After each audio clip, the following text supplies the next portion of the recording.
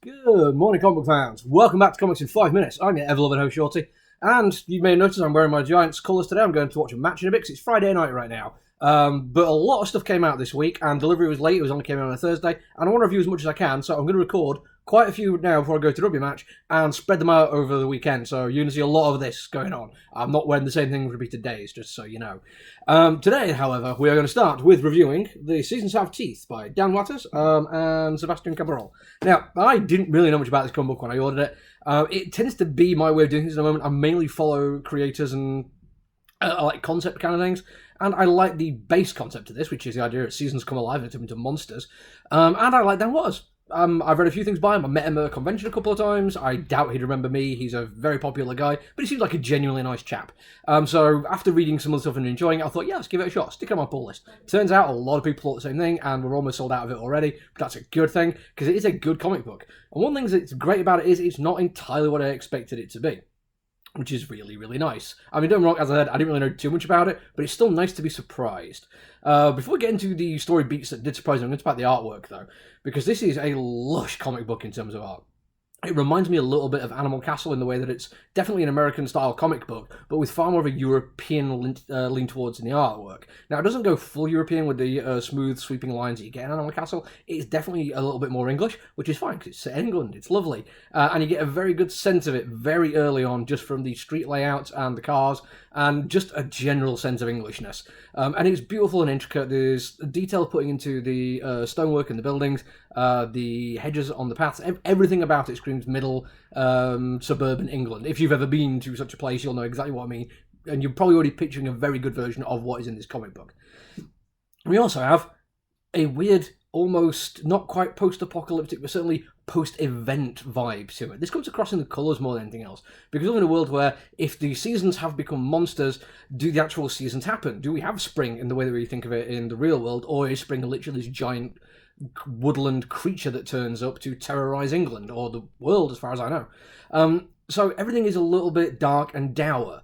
Which is fine, it works really nicely, the colours are all washed out in the way you would not think of as spring until you see the creature of spring, which is a glorious bit of work. Absolutely spectacular. I wasn't sure what I was expecting until I saw it, but the moment I did I was like, yes, it looks like spring should look if it was a giant monster. Brilliantly well done. Realisation on the page, exactly how it was in my mind, or how it could have been in my mind, yeah, fantastic. No notes whatsoever in terms of artwork. In terms of story, it's Dan Watters, and I say he's great, but I was expecting something certainly more horrific. Giant monsters rampaging through the countryside.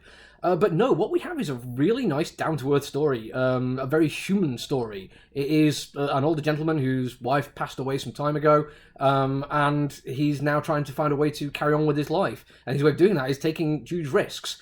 It feels very appropriate that this is happening at the first part of this story, which is spring. It is always known as that time of when we put the death and the cold and the horror of the darkness of winter behind us and move on to new things. This, on its own, is just a great little storytelling device, but it also makes me think that this could actually do something really interesting with each beat of the story we're going to get. Over 4 parts, each one being a season.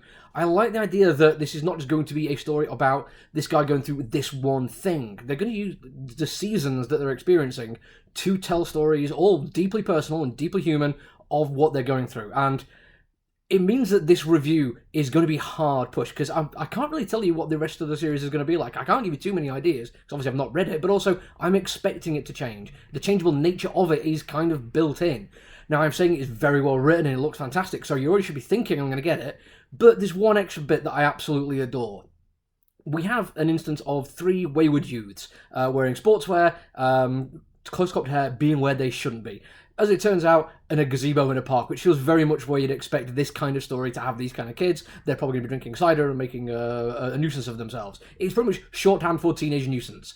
But they're not. They're 3 kids who just want to experience this. And the story ends up being about what it's like to have that willingness to put yourself out there, to kind of throw caution to the wind, to embrace the inexperience of youth, because that means you need experience, rather than just falling back onto the comfort and solidity of being a little bit more experienced and not pushing to try new things. So that was very, very close to my heart. I genuinely love that emotion, and I think, again, if they just use these seasons to tell these kind of stories, I am all in, and I really, really hope if you pick it up, you find your little kernel of truth and experience in there as well, and find something to associate with your own life and take something from it, because I think it's all there. It's fantastic. Generally love this comic book. I'm going to stop this recording now, but I'm just going to take a bit of a break and go back and do another one. So you'll see me in another day, but I'm just here all night, baby. Until I see you again. Look after each other, everyone. Stay safe. Bye.